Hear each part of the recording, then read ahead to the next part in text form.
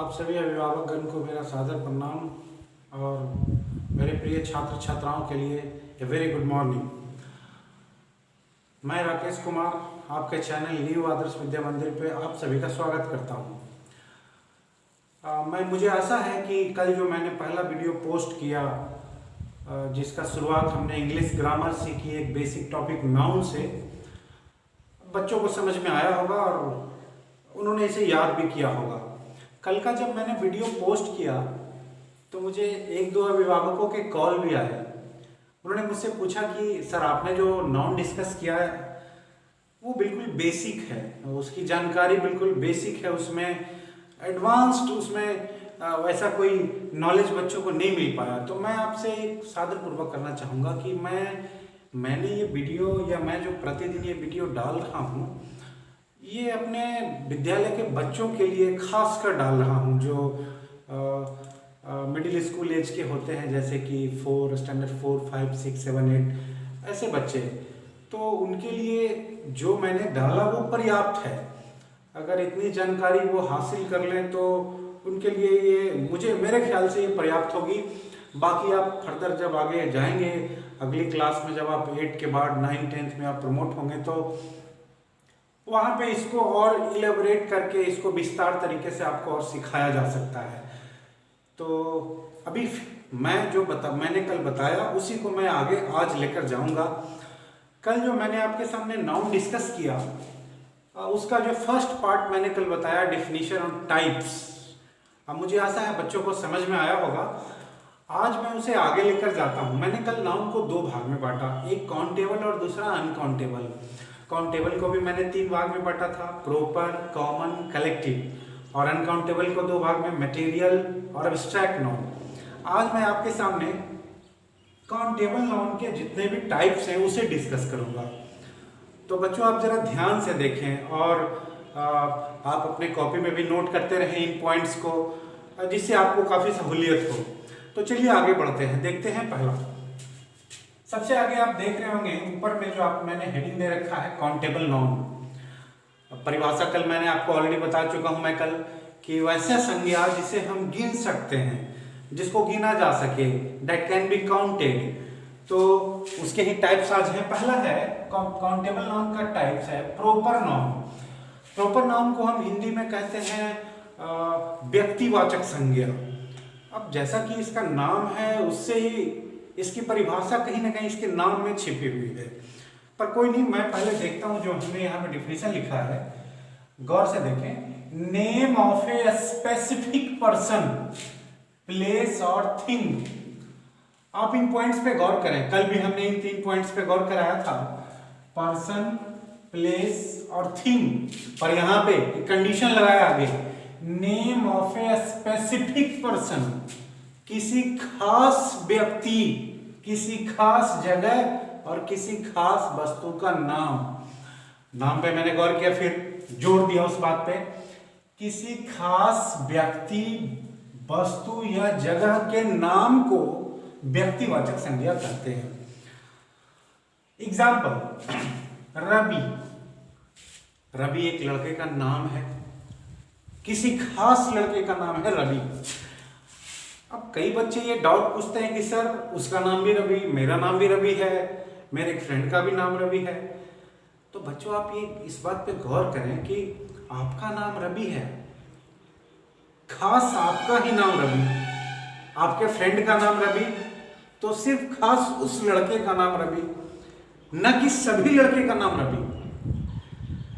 तो जिस नाम से किसी खास व्यक्ति की ओर इशारा इंगित हो रहा हो, समझ रहे हैं आप? रवि एक लड़के का नाम है, किसी खास लड़के का। रश्मि किसी खास लड़की के नाम। मोती भी किसी खास किसी कुत्ते का नाम हो सकता है या और भी किसी पर्सन का भी नाम हो सकता है, पर किसी भी व्यक्ति का खास नाम है। पटना किसी एक शहर का खास नाम है।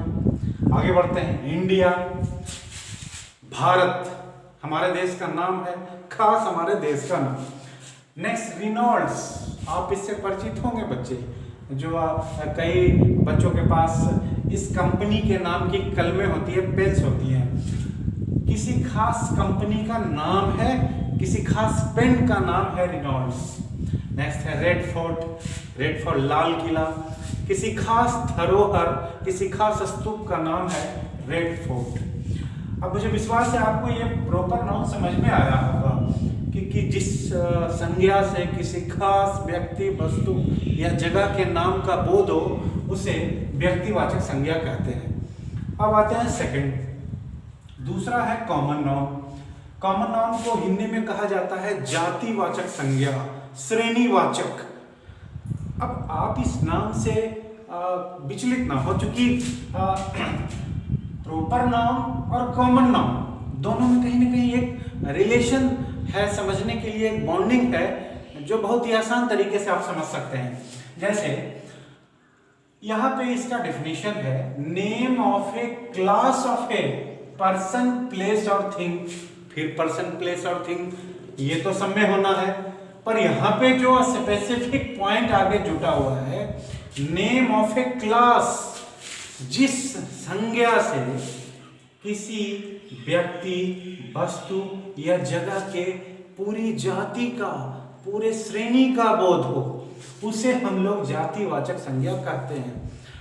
कंफ्यूज ना हो, मैं बता रहा हूं अभी एग्जाम्पल से आपको रिलेट करता हूं। जैसे पहला एग्जाम्पल है बॉय। बॉय का हिंदी लड़का। आप प्रॉपर नाउन से इसे रिलेट करें। ऊपर हमने लिखा है रवि, प्रॉपर नाउन के एग्जाम्पल में, नीचे लिखा है बॉय। रवि किसी खास लड़के का नाम था और बॉय सारे लड़कों का। बॉय में सभी लोग आ गए, सभी लड़के, मैं आ गया, आप सभी बच्चे आ गए जो बॉय हैं, पर उनमें किसी का नाम रवि, किसी का सुरेश, किसी का रमेश। तो रवि किसी खास लड़के का नाम था, बॉय पूरे लड़कों के समूह, पूरा समूह ना कहें, पूरे लड़के, जाति, पूरे श्रेणी का बोध हुआ। नेक्स्ट है गर्ल। अब आप फिर प्रॉपर नाउन से रिलेट करें, रश्मि, उससे रिलेट करें, ये गर्ल। रश्मि किसी खास लड़की का नाम था और गर्ल में सभी लड़कियां आ गई, पूरी जाति का बोध हो रहा है। समझ रहे हैं आप बच्चे, गौर से देखते रहे। मोती, मैं पहले बता चुका हूं कि बहुत लोग कुत्ते का नाम मोती रखते हैं, तो किसी खास डॉगी कुत्ते का नाम है मोती, पर सभी को एक साथ क्या कहेंगे, डॉग, पूरे श्रेणी, पूरे जाति का बोध हुआ। नेक्स्ट है पटना। पटना आपके राज्य की राजधानी का नाम है, खास है वो, पर यहां पे हमने लिखा सिटी। सिटी में तो पटना, कोलकाता, आपका हिलसा, सवारा, तो ये खास शहर है और ये पूरा शहर है, पूरी जाति का बोध हो रहा है। उसी प्रकार नेक्स्ट है इंडिया, किसी खास देश का नाम, और यहाँ पे कंट्री, कंट्री मतलब देश, सारे देश। पेन, रेनॉल्ड्स मैंने लिखा हुआ है, रेनॉल्ड्स किसी खास पेन का नाम है, कंपनी का नाम है, और पेन में सारे पेन आ गए, जो भी आपके पास जिस कंपनी का भी हो। तो आपको अब डिफिनीशन क्लियर हो गया होगा एग्जाम्पल्स को देखने के बाद, कि जिस संज्ञा से किसी व्यक्ति, वस्तु या जगह के जाति का बोध हो, उसे हम लोग जातिवाचक संज्ञा कहते हैं। क्लियर है आपको सेकंड तक? अब आते हैं थर्ड, कलेक्टिव नाउन, जिसे हम हिंदी में बोलते हैं समूहवाचक संज्ञा। नाम में छिपा है इसका परिभाषा, समूहवाचक, समूह, ग्रुप, इकट्ठा, कई लोग। अब इसको देखते हैं डेफिनेशन। इसका डिफिनीशन है name of A group of creatures, places और थिंग्स। कई लोग पूछ सकते हैं सर आपने जितने भी डिफिनीशंस बताए उसमें पर्सन, प्लेस और थिंग लिखा, इसमें क्रिएचर्स, प्लेस और थिंग क्यों लिखा आपने? लिखने का कोई खास कारण नहीं है, बस आपको समझाने के लिए है। क्रिएचर्स मतलब सारे जीव, ना कि कोई व्यक्ति मात्र। जैसे आप बंदरों का झुंड बोल सकते हैं, बत्तखों का झुंड होता है ना, उसको भी संबोधित करने के लिए हम लोग कलेक्टिव नाउन्स में कई वर्ड का उपयोग करते हैं, तो इस वजह से यहाँ पे हमने क्रिएचर्स लिखा हुआ है। खैर अब डिफिनीशन पे आते हैं। जिस संज्ञा से किसी भी जीव, जगह, वस्तु के समूह का बोध हो, मतलब कई लोग, अब आपको मैं अपने अगर बिहारी अंदाज में जो हमारा जो भाषा है उस हिसाब से अगर जिस अंदाज में बच्चों को समझाना होता है, मैं उस भाषा में समझाऊं तो कहूँ जहाँ पे ज़्यादा लोग जमा हो जाते हैं ना, उसी को हम लोग समूहवाचक संज्ञा कहेंगे। अगर कहीं पे इकट्ठे लोग बहुत सारे हैं तो उसको कहेंगे कलेक्टिव नाउन्स। अब एक साथ सबको संबोधित कैसे कैसे करेंगे, कोई ना कोई नाम से करेंगे ना, है जी। जैसे आप क्लास में बैठे हैं, कई सारे बच्चे, अब बच्चे बैठे हुए हैं तभी तो उसको क्लास बोला हमने।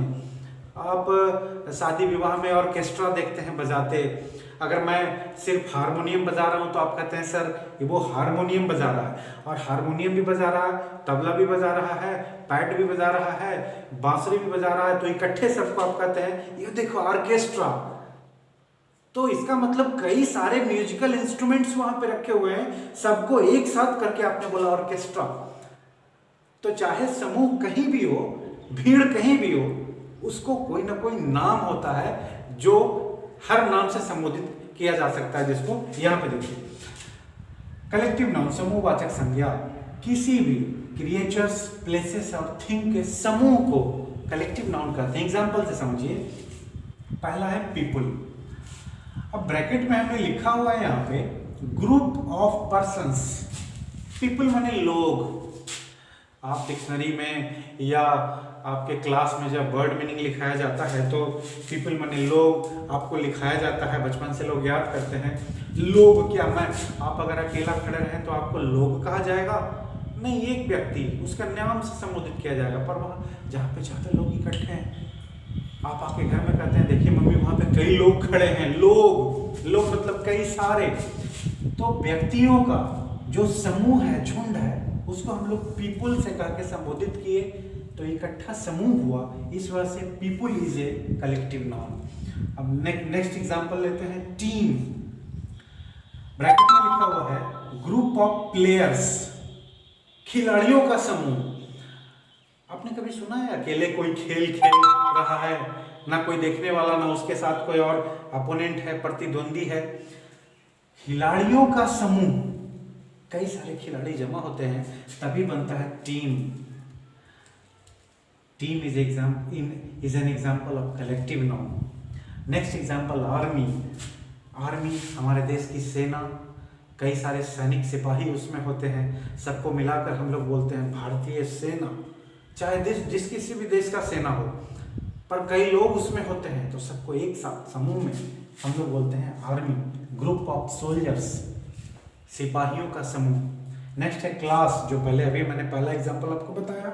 ग्रुप ऑफ स्टूडेंट्स, छात्रों का समूह। अगर एक साथ सब आए तभी उसको क्लास कहेंगे। मुझे विश्वास है कि आज जो हमने प्रॉपर नाउन, कॉमन नाउन और कलेक्टिव नाउन जो डिस्कस किया आपको, वो आपको अच्छे से समझ में आया होगा। पर मैं आपसे बस ये कहना चाहता हूँ कि आप इसमें एक, जैसे होता क्या है ना कि अपने घर में जब आप ऑनलाइन वीडियो सर्च करते हैं या देखते हैं, कई सारे वीडियोज मौजूद हैं इंटरनेट पे जो आप देख सकते हैं, पढ़ भी सकते हैं।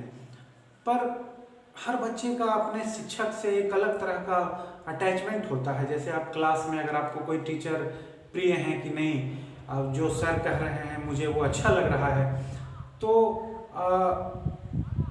आप उस ख्याल से देखिए, उस ख्याल से देखें और आप ये महसूस करें कि मैं क्लास में ही हूँ, मैं वर्ग में ही हूँ। मानो कि हमें वो सर पढ़ा रहे हैं, जो हमारे क्लास के सर हैं वही पढ़ा रहे हैं। मैंने पहले ही बताया कि वीडियोस तो कई मौजूद हैं इंटरनेट पे, तो उसे ही आप वैसा ही समझ के इसको पढ़ें। और मैं पहले ही बता चुका हूँ कि अभी लॉकडाउन का पीरियड है और आपको अभी डिजिटल तकनीक का इस्तेमाल करके आपको पढ़ाई करनी पड़ेगी। और मेरा एक और अनुरोध रहेगा बच्चों से कि अपने इस लॉकडाउन के पीरियड में अपने माँ बाप के कामों में हाथ बटाएं और धैर्य रखें। ये बीमारी जितनी भी घातक हो, पर जिस संकल्प के साथ हम लोग लड़ रहे हैं पूरे भारतवासी, अब बहुत जल्द ये बीमारी दूर होगी। और मुझे पूर्ण विश्वास है कि मैं आपसे फिर अपने विद्यालय में मिलूंगा जल्द ही। जितनी उत्तेजना मुझे है आपसे मिलने की, अंदर ही अंदर एक घुटन होती है कि मैं छात्रों से दूर हूँ। एक शिक्षक का क्या धर्म है कि जब तक उसके छात्र उसके बीच ना हो, जब तक उसे अधूरा अधूरा सा लगता है। तो मुझे पूर्ण विश्वास है कि आप लोगों से जल्द मुलाकात होगी, ये बीमारी हमारे भारत से दूर होगी। तब तक के लिए मैं आपके लिए वीडियोज डालता रहूँगा और आप उसे पढ़ते रहें और आनंद उठाते रहें। नमस्कार।